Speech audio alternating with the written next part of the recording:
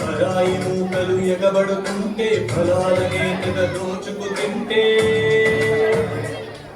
ఆకే ఒక్క దేశం పౌరుషాలు రగిలించింది పోరాటాల మూసి గొలిపింది బానిస సంఖ్యల భయున పెంచి స్వరాజ్యాన్ని సాధించింది స్వతంత్రాన్ని అందించింది.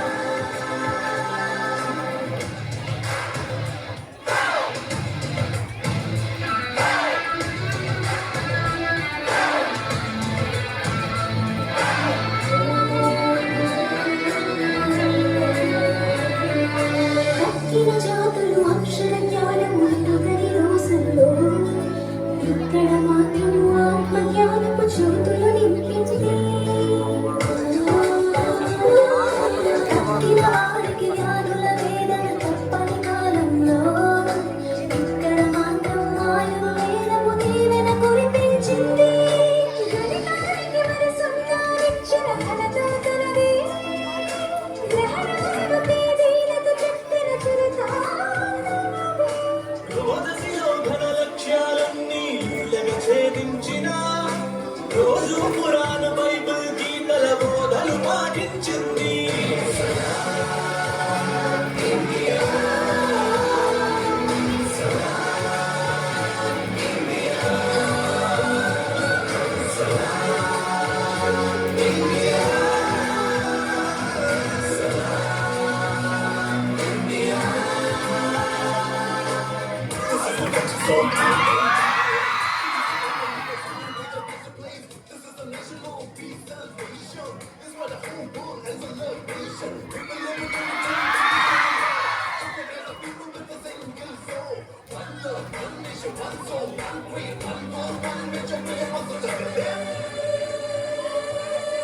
నీటిని మట్టిని చెట్టుని పుట్టని తల్లిగా తలచింది.